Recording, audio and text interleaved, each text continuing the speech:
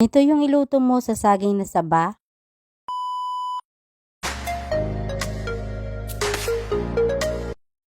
Hello mga magandang araw. For today's video nga ay samahan nyo ako sa aking pagluluto. Luto serye nga tayo for today's video. Nung nakaraang araw nga ay dinala ko ng kapatid ko na saging na saba. Malapit na nga mag-overripe kaysa masayang ay gawin ko na nga merienda. Hindi nga lang yun, sayang yung effort ng kapatid ko kung hindi ko nga yan lulutuin. Mahirap na, baka hindi na ako dalhan sa susunod. Charis. Malayo pa nga yung kinuhanan nito doon sa bundok sa amin. Kaya tara, samahan nyo ako hanggang dulo. Mabalik na nga ako dito sa aking video. Tapos ko nga mabalatan ay nilagay ko nga sa isang lalagyan. Hindi nga tayo magamit dito ng kutsilyo para tadtarin ng pino. Pwede rin tinidor ang gamitin natin para maduro. Kaya kung mayroon kayong pang mashed potato as mas better. Bali kasi dudurugin ito natin ng maigi. Dahil wala nga akong breadcrumbs dito sa bahay ay gagawa na nga ako ng paraan. Skyflex nga ako ditong biskuit kaya dinurog ko nga din ito. Pakasimple nga lang gumawa nito at pagkatapos ko nga madurog lahat ng biskuit ay nilagay ko na nga dito sa isang plato. Ayan, bali binuhos ko na nga dito sa plato yung lahat ng nadurog kong biskuit. Katapos ko maibuhos ay ilalagay ko nga pala ito ng cheese powder. 3 kutsara nga ng cheese powder ang inilagay ko at pinaghalo-halo ko na nga. Mamix nga at dito ko nga ikukot yung gagawin kong donut. Tama yung narinig nyo, donut nga yung gagawin ko dito sa saging na saba. Ito na nga yung mixture niya nung madurog ko na nga.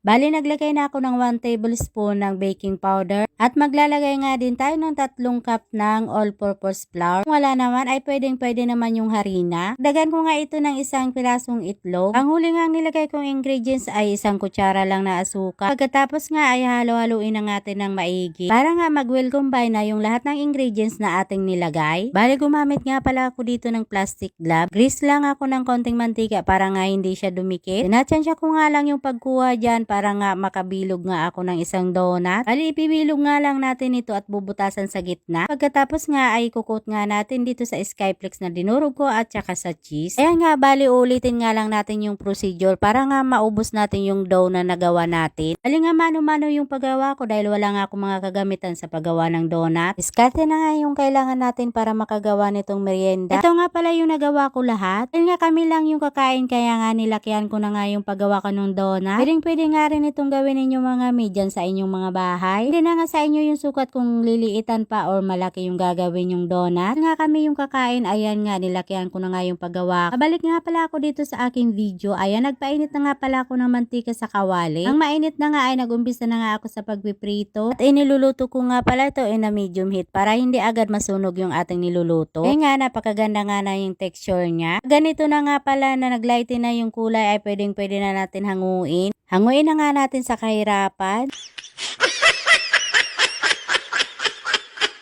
Yan na nga yung mga sunod na niluto ko. Pwede nga itong pangmerienda ng buong pamilya. Pwede nga rin itong gawin na pang negosyo. Di lang yun ay pwede nga natin ipabaon ito sa ating mga bata na pumapasok sa eskwelahan. Katipid na tayo at healthy nga itong pagkain na ito. Nga nakatapos na nga pala ako sa pagluluto. Siyempre hindi nga mawawala yung pagtikim ng inyong Mami B.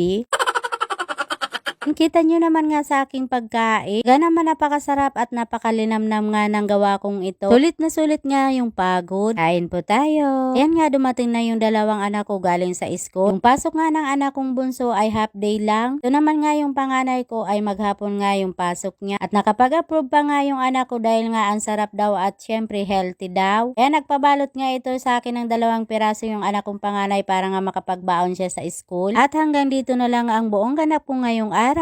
At kung nakaabot ka man hanggang dulo ay maraming salamat sa walang sawang pagsuporta at panonood. See you in my next video. Yun lang. Bye-bye.